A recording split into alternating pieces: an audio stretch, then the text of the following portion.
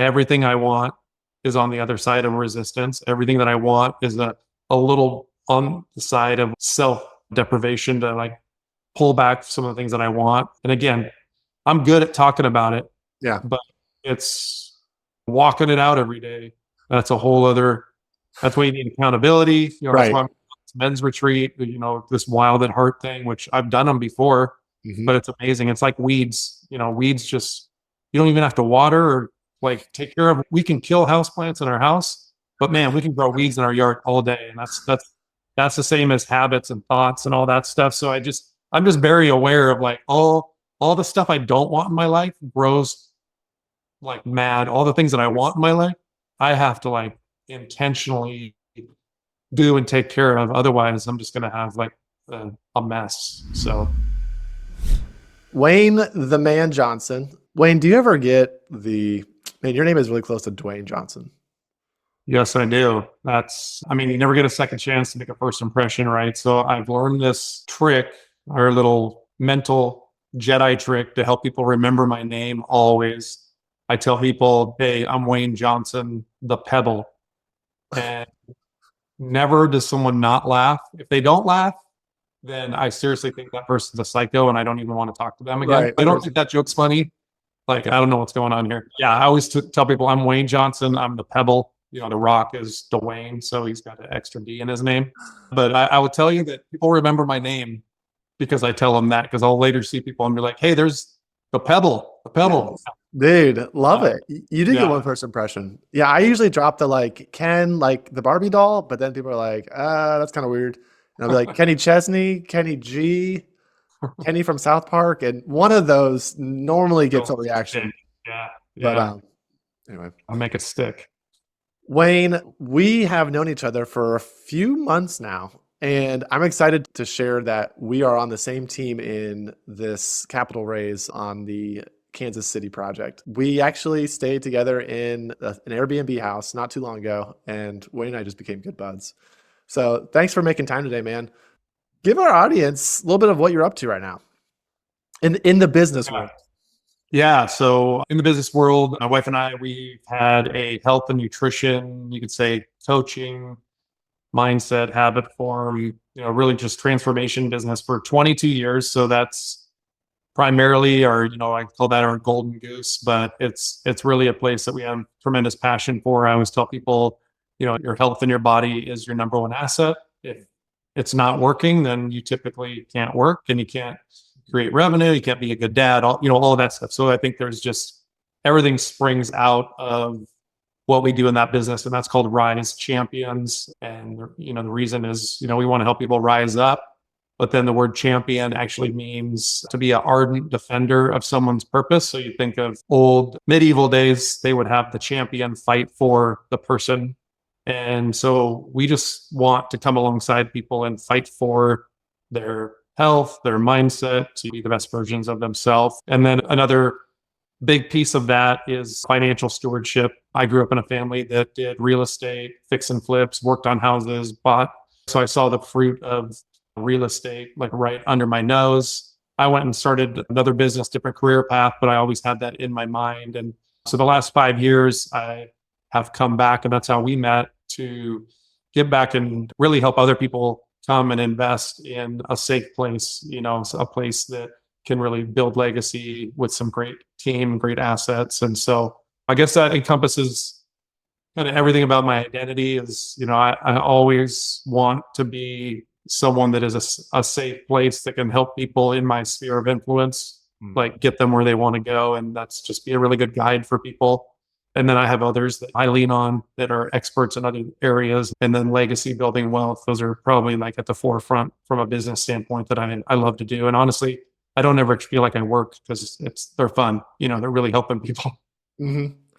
Now, you're a great friend and business worker. From what I have seen in your posts on social media, which you post a lot in a good way, you have kids here and there. Every now and then there's something that is surfacing on that. How many kids do you have now? I think eight total. Sometimes when they come to dinner, I'm like, hey, who are you? And then I remember. Oh, yeah, there you are. Yeah. How has that played In your Rise Champions and the 22 years of work with your wife, how has the dad card been something that's been challenging or beneficial? Tell me a little bit about that hat. Yeah, I mean, I would say one of the big mission purposes around even when I started building my first business was time with family and with my kids, and really just this concept of being able to design my life. I love Think and Grow Rich, Napoleon Hill, really being able to map out where you want to go. And like we have a lot more power and control over where and what we can do than we think. And, I'm a Christian, so I'm a believer. I believe God opens up everything and it's his will be done on all those things. But I also know that there's a lot of things that I can do in conjunction with that prayer and having unity with God and do that. So as far as kids, I actually I have two kids from a prior marriage. And so it's interesting, that's something my wife and I, we speak on a lot is and help people just from a blend. There's a lot of blends out there. So I was married before, had two kids, and that really drove me to start building my first business is that I grew up where my parents were around, coached teams, and very involved. And so I kind of had that foundation of like dads are around and dads are very involved and dads coach and participate and they're not just gone and working and come home and like fall asleep in the chair. So that was always at the forefront of my mind. And then, I went just a divorce. Really, I could say that it wasn't something that I wanted or planned. I don't think anyone, they don't get married and say they want that to happen. Right. And so later I met my wife now. She actually had two kids. She was widowed. And so I was able to adopt her too. And then we've had four more since then. Okay. It's a pretty interesting journey on the blend, but so much of what I did on the front end was to create time and design my life where now in the last 10 years, I've had six more kids into my flock. But thankfully, because of what I did way back then, because I had that vision to be a very present dad and be a dad that was involved, I'm really enjoying the fruit of all of that, even though we work and we're diligent. So much of our life is designed around raising our kids to be like the next generation and have the values and be leaders and just do good for the world with what they're called to do. Yeah, that's our passion here. And I hope that anyone listening feels the importance, the seriousness, the joy of doing what you just said in regards to like legacy and instilling these values, these traits into these very uniquely positioned relationship children in our lives as dads. I just started a book called The Intentional Father. He compares, these different dads, and one of them is the involved father. And I'm like, hey, this is great. And he talks about, they're at all the soccer games and they're at, making breakfast. They're just very involved, but there's not an intentional strategy or maybe focus in like how you're raising them, but you're just you're very involved. And I actually was convicted very much by that. I was like, hey, you have to do more than just be there. I think being there is a big part of it. And that wasn't like this guy is failing by any means, but I just love that idea of it's more than just showing up. Just because you have a kid doesn't necessarily make you a father in a way. I mean, unless you're fathering him. So thank you for living by, there's a lot that you said there in regards to the previous marriages and the blend and then being able to be there with your kids. Any books that you've or would recommend? I mentioned The Intentional Father. I know you've posted a few things here and there with Napoleon Hill. Maybe give some thoughts on books or outside influences that have helped you with being an intentional dad. I really love reading the Proverbs in the Bible because I just feel like there's just wisdom pouring out of that. And it's like you can read it forever and over again because as you go through more life, you have more experience. And then you're like, oh my gosh, wow, this is understanding something else. Reading that's something I'm intentional. I put up notes and have my boys that are older that can read that. My daughters, that's something very like prominent, like Proverbs 31 woman. And really just, letting them know like, hey, your mom is a Proverbs 31 woman. And this is all the attributes because when I was praying for my wife, like I was praying for a Proverbs 31 woman. And it's like the ultimate model of a wife that you should want. Mm-hmm. Two other books, actually, my wife and I, there's the book by Stormy or Martin. It's The Power of the Praying Husband and The Power of a Praying Wife. So we've read those, but now our teens, my wife is actually having our teen son read The Power of a Praying Husband. And then we're having our teen daughter read The Power of Praying Wife because, again, we just feel like when the marriage is strong, because we both had unequally yoked kind of marriages that weren't built on the right foundation. So it's something that when you've lived it and gone through the fire, you realize like, oh, that we could have done some other things and had different things happen. So just knowing that when the marriage is the most important, the kids benefit from that. When the kids see a unified couple and not, we see so many times they start having kids and then sometimes the kids take over priority for the mom and then the husband's kind of just left down here to just be the provider and do some of the things that dads are supposed to do, but they come underneath the kids. And so that's something my wife and I were very intentional to show the kids, hey, mom and dad are here and then you guys are here. But you guys are going to thrive and one day you'll be married and you're going to have a wife or you're going to have a husband. Those are the Proverbs, those books. I love for the boys also the book Wild at Heart by John Eldridge. I'm actually going to a retreat in Idaho in a couple weeks with a bunch of guys to do this Wild at Heart retreat. And it just talks about what's really in a man's heart and how to cultivate and get full how God created you. So anything, I try to just be like a siphon or irrigating my kids, like anything that I'm reading, I'm trying to break it down to them and just be like, hey guys, this is what I learned. This is the things that I had to learn the hard way. And let me explain it to you. I love that. I'm always reading stuff. It's more caught with kids than it's taught. So they watch us more than we think. And so we're always just trying to model the behaviors and the activities that our kids are just like, oh, that's what, mom and dad do. They don't just talk about it. They do it. So Yeah, absolutely. And I will echo on the Proverbs. I saw, and we could probably talk for a little bit more on this, but the note cards you mentioned just briefly that there's like note cards or Post-it notes. Mhm. You guys need to go to Wayne's Facebook and see. There are 30 blue, Post-its on this Hutch thing, and the kid is like studying them. And Wayne, you said something like the kid gets $1 or something if he can take the. Actually, why don't you explain it instead of me? Yeah.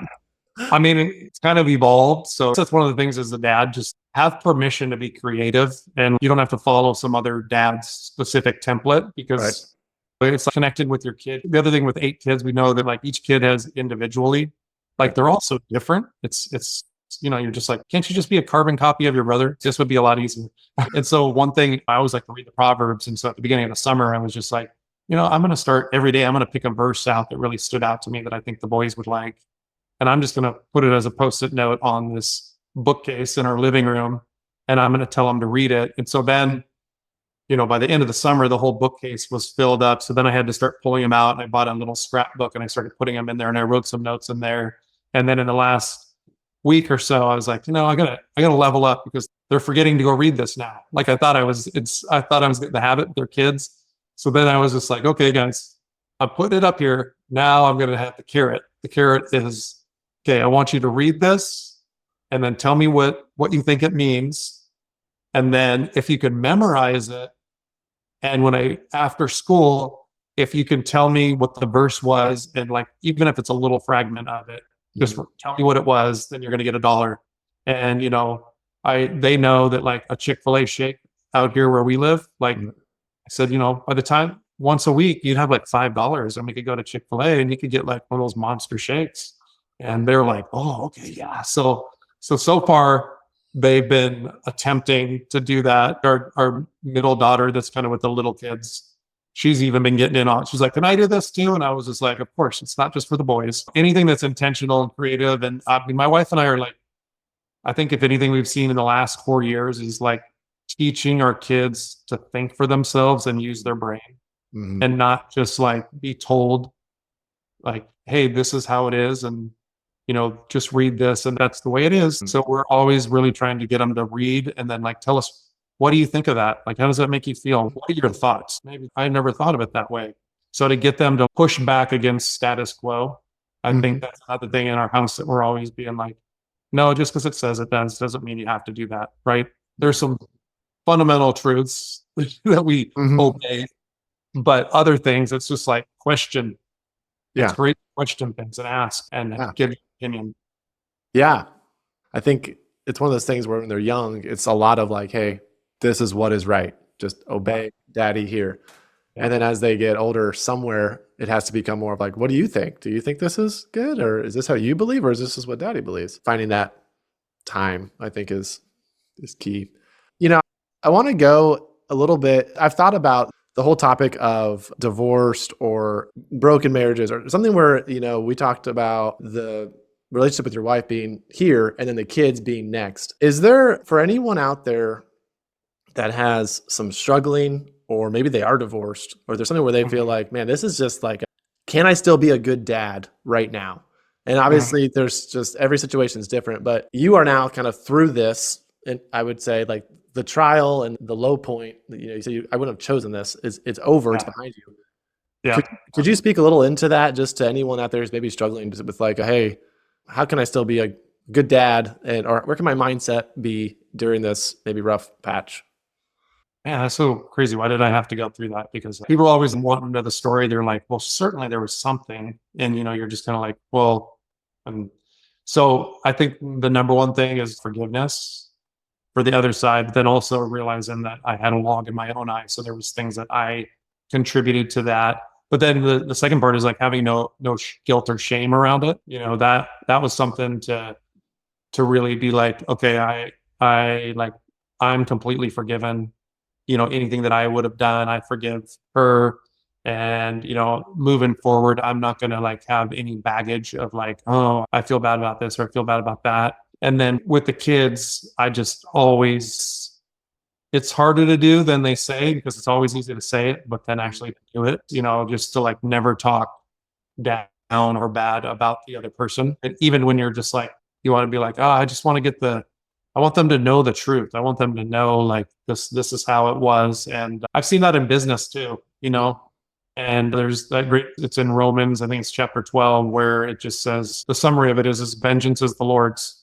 And not that I wanted vengeance, but I would take vengeance as like you want your story to be told and your truth to be like you want people to know like your side. Mm-hmm. And I just had to like get to a place where I was just like, God knows my side, and that's it.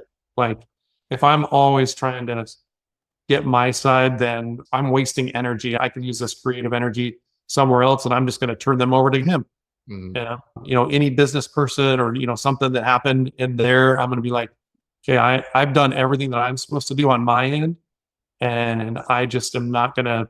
I'm not gonna try to like talk about it or bash anyone else in that regard. And so then with the kids, I just was like, okay, I'm just going to be the most intentional, connect with them, father that I can. It's just like almost like inventory and to go on a hiking trip. I'm like, what are my resources? Or like the old show MacGyver. I'm like, what do I have to work with? Okay, I got 3 days this week and I got 4 days next week. Like every 2 weeks, I had them for 7 days, and I was like, all right, I got these days and this is the time I have, this is the schedule I have. So, how can I like be intentional and maximize this? So on one hand, with I have my two older daughters, like I would say, we had some really great times in a couple of those years where we did a lot of very intentional work and connecting because of that. So there was a lot of good that came out of that season because it made me. So I would say on the flip side, when everything is going good, and it's easy to fall in your comfort zone and your kids are just kind of running around and you're just like, they're always here. Like, I need to get this done. So in the back of my mind, I'm always like just checking myself, going like, at one point, I just like, half the month I had an empty house with just me and my dog. And I was like, I hated that. Like, I'm taking nothing for granted here. Like, Right. all this loud noises and kids not listening and me feeling like I'm chasing them around, telling them the same things 20 times. I just have massive gratitude Mm-hmm. for all of it because I know what it's like to have a big, empty, quiet house. And you're just like, wait, this is not what I had planned. God prepared me because now you have a full house and a full life. But you had to take you through this season in order to equip you and make sure you're ready to be a steward for it. Yeah. Absolutely. I think in every trial that I can look back on, questioning financial things, job things, career things, even marriage things, I'm just like, man, that was a hard time. If we're looking at God and saying like, what is your will here? What are you trying to do? Sometimes He's very gracious to reveal it. And in this situation with what you talked about, He has made you incredibly focused and and thankful with raising your kids. So I think that's an awesome win despite the hardship. Wayne, I know your background is a lot in health. So I want to switch the topics to health. This is something for me. I have oddly, okay, I started that book, The Intentional Father, and it just sort of caused these different things to trigger. One of them being health. And I've mentioned on the show last couple episodes how one of my big fears is being the lazy dad or the sleepy dad who's just too tired to get on the ground with our kid or go out and play soccer, whatever it is, just because my neck hurts or my back hurts or whatever it is. You've devoted a lot of your life toward health, at least with your job, but also like you have 8 kids, so your health matters to you. What are some revelations you can share about the focus of health in your life and how it's benefited you as a dad? Yeah, I mean, I would say, health is our number one asset. If you're not healthy, you can't work, you can't play, you can't do all these things. Let's go back to the Proverbs that where there's no vision, that people perish. I always tell dads, I have like a 90-year-old vision of how I want my health to be, meaning I want to be able to ski, like snow ski with my grandkids, or it could be great grandkids at that point. And then I also want to be able to surf. And so when you think about a 90-year-old person that can ski and also pull themselves up on a surfboard and do that, then you start to work the whole begin with the end in mind. Right. And I go all the way back to how old I am now, or even when I started thinking about this, of having a vision for my future, then it starts to make the habits that I choose every day a little bit different. Because I'm like, I got to be able to do a pull up when I'm 90. Like, how many 90-year-olds can do a pull up? I'm like, well, I'm sure there's some, so I'll be one of them. Right. And then they got to be able to squat down and, have maneuverability, and they got to be able to take care of their weight. It's got to stay lean, got to stay mobile. You got to have mental acuity, all these things. And so I would say number one is it's easy with little kids. I know because, we have a new baby too. So I have a 23-year-old to a 9-month-old. So it just kind of keeps me young. But I know when you have a lot of the little ones, you just kind of just like almost survival mode, like, oh my gosh, just trying to get through the day, just want them to get to bed. And so, your days get away from you. But when you have that longer term vision, it's amazing how you're like, okay, I'm going to promise myself to just do, 50 push-ups. Like I can't go to bed until I at least do 50 push-ups. I'm also going to, there's so many great books on habit stacking, but I would just encourage to like find some kind of way to start stacking some of these habits that they just become second nature for me. And it's like, I know I've done it so long.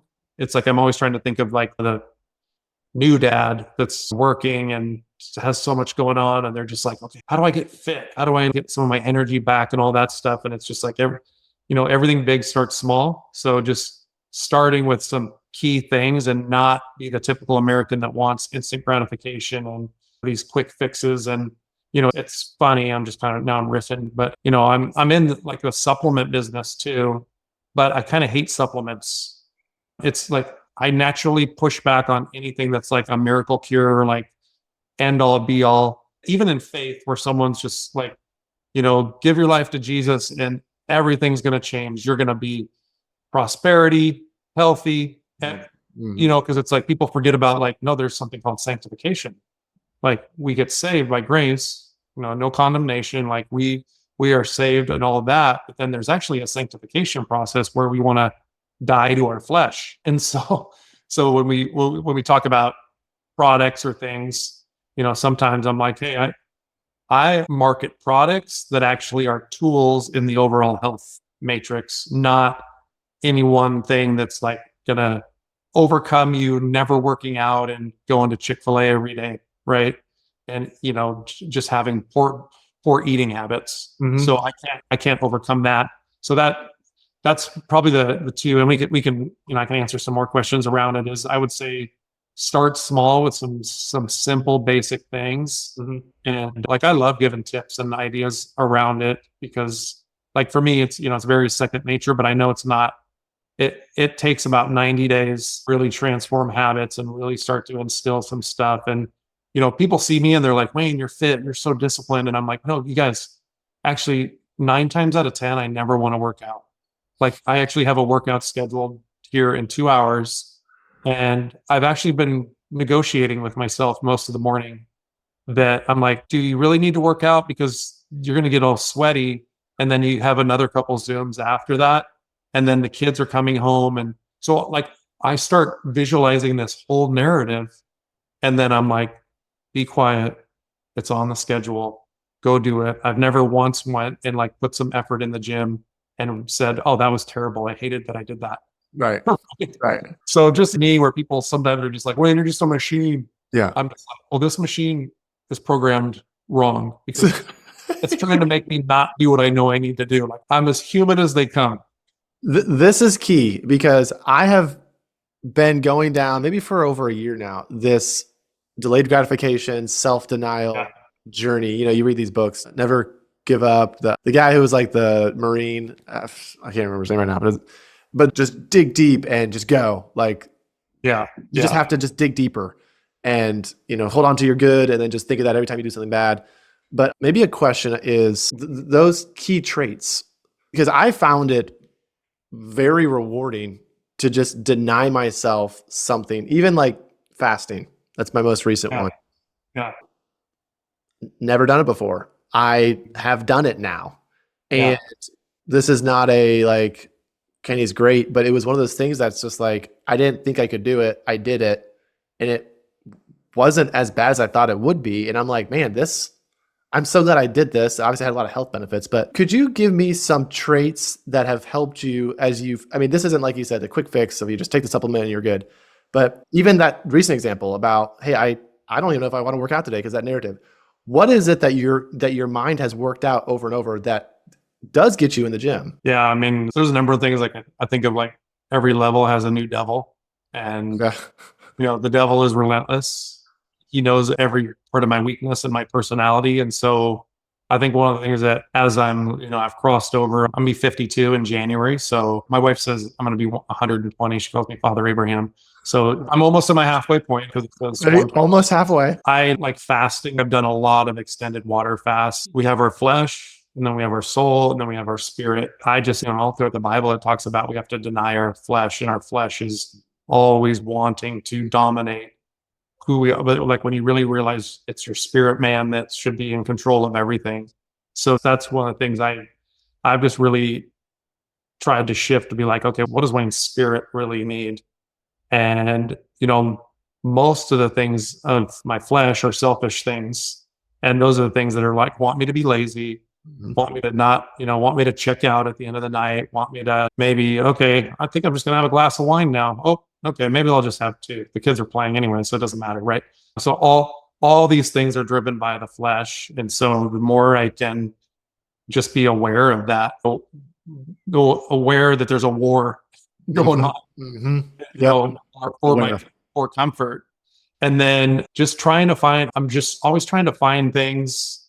I'm not like do crazy stuff. There's people that do all sorts of crazy athletic stuff and all that, but because our life is full, I'm just trying to find things that I'm like, I know it's good for me, but I really don't want to do it. And then I just kind of continue to try to do it. Like one of the things I have a big kick. I have one of those CrossFit rowers right now. And I just tell people, like, the thing I love about the rower is I actually hate it.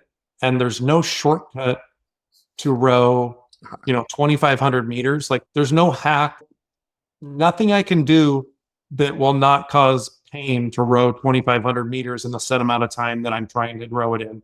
Like there's no escape hatch. So anything like that I can do to just combat my flesh and make me more of a resilient person and know that like everything I want is on the other side of resistance. Everything that I want is a little on the side of like self, deprivation to like pull back some of the things that I want. And again, I'm good at talking about it. Yeah. But it's, walking it out every day. That's why you need accountability. Right. That's why it's men's retreat, this wild at heart thing, which I've done them before, but it's amazing. It's like weeds, weeds just, you don't even have to water or like take care of weed. We can kill houseplants in our house, but man, we can grow weeds in our yard all day. And that's the same as habits and thoughts and all that stuff. So I'm just very aware of like all the stuff I don't want in my life grows like mad. All the things that I want in my life, I have to like intentionally do and take care of. Otherwise I'm just going to have like a mess. So Thank you for giving that. And I feel like there's so much more in the habit stacking thing. We mentioned accountability. One of my big takeaways from that was being aware, like the spirit man and the flesh man. I've not thought about that.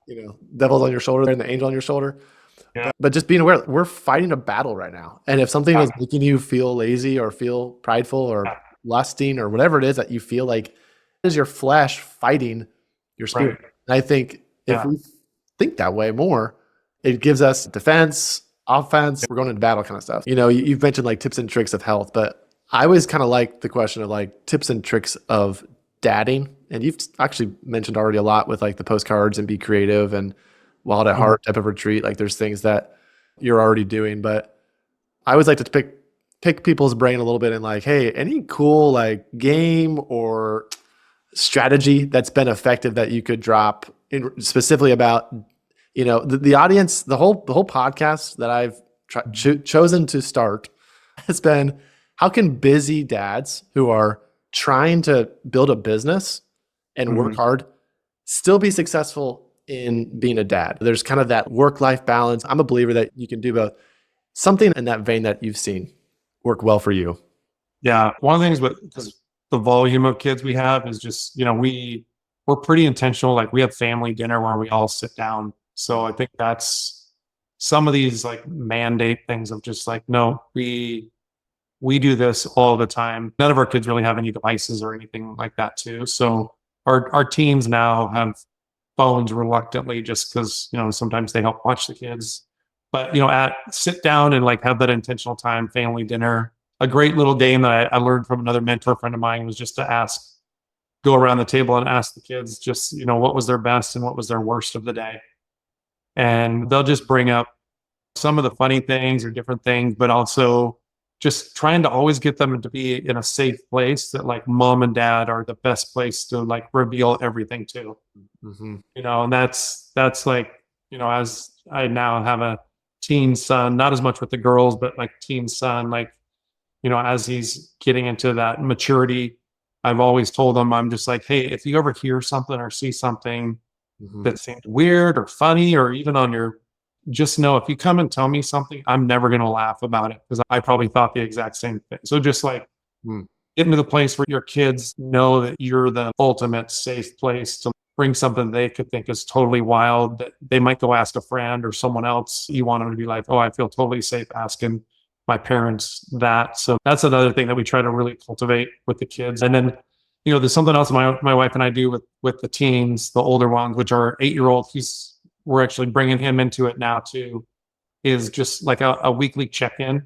And so we'll sit them down and we do it on Monday nights. And so when the little kids get back from school, and then our older two are homeschooled, but we'll do a weekly check-in where they kind of just check in on these 5 areas of their life. So their, school, their spiritual, physical, their relationships, and this is really good. I should know this. That there's 5 areas of their life and then they rate themselves 1 through 10. Okay.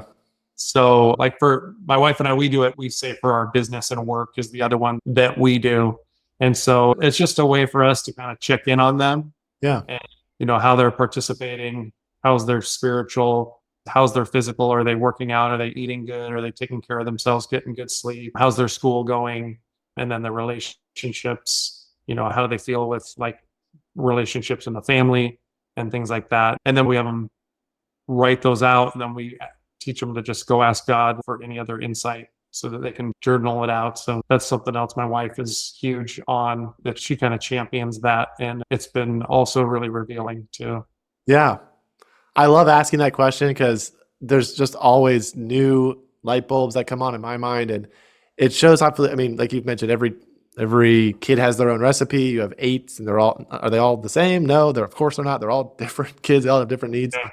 But some of these just little things that work for you may work for someone else as well, or they could borrow it, or at least know like, hey, Yeah. part of being an intentional dad was doing this thing for Wayne. And what am I doing? I don't know. Yeah. My son is 8, so I'm starting to realize even more. I mean, every day there's just more opportunities to create that safe space, like you mentioned, but also kind of like, what's a pointed conversation I could have that isn't just like, hey, how's your day?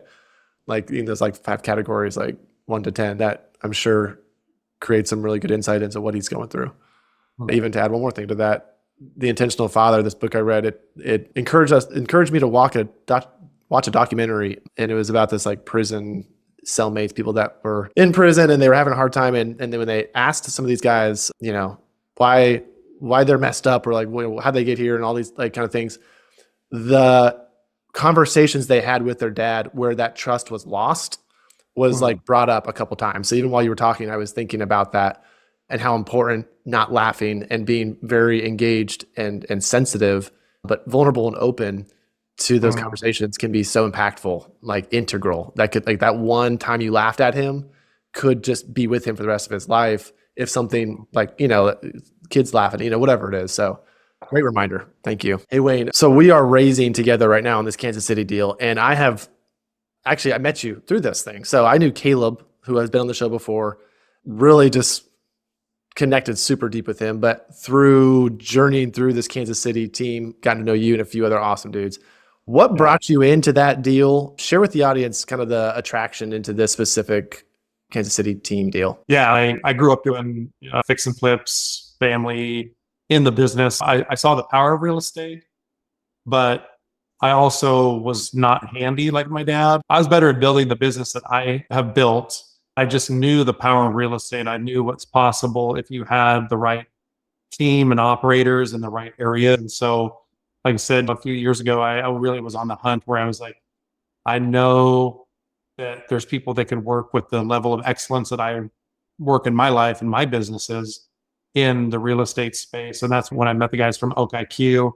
First, I was an investor. I was like, hey, I want to invest in this because I see what you guys are doing and it's really good. And then once I saw how they did that, it was just a natural for me to be, having others come look at the deal. And the Kansas City market is one of the best markets from a stability standpoint. I'm not like a big sizzle person, like, talking again about habits and long-term, aspect of life. I really liked the fundamentals of the Kansas City market. I also liked the team and then just the experience and track record they've had.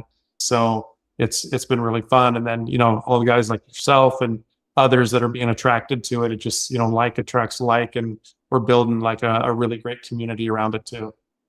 Are the investors that you're talking with right now who are rather like investing for sure with you or like engaged in it, interested? What has been some feedback on some investors say regarding Kansas City, the deal? Yeah, even like myself, people know the power of real estate, and then you see a lot of the glitz and the glam when people talk about it, but then you're like, okay, who's actually like a really safe operator? Who's someone that I could trust? And like, who would I want my family to spend time with? Not some of because the industry could be a little bit like Wild West.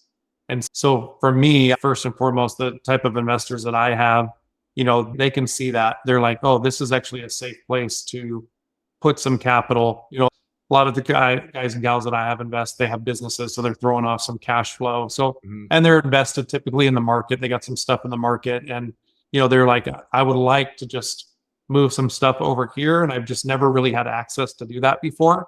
I've always wanted to, and now I can tap into that. So I'm excited to put some of my capital over there because they know just historically these type of deals in this type of market with the right people, they just beat the market, and they're like, I call it like a battleship. They're going to escort your capital to the next safe harbor and the next deal. So that's why I love it. Cool. All right, Wayne, on our way out here, tell our audience how they can find you. I know you are doing these supplement stuff. If someone wanted to see what you're doing business-wise, how would you lead them to see what you're up to? Yeah, so we have a webpage, champions.com, Rise Champions. Wearing the shirt, wearing the swag. Yeah, risechampions.com, or probably Instagram, Wayne Johnson _official. And then on Facebook, you can follow on Facebook as well. And I kind of post both those jointly there. So anything curious about entrepreneurship, business, any of the things we're doing, always welcome you to hit me up and have a conversation. And yeah, I love marriage, family, legacy building, all those things. So let's connect. Cool. Wayne, thanks, man. Absolutely. We'll catch you later.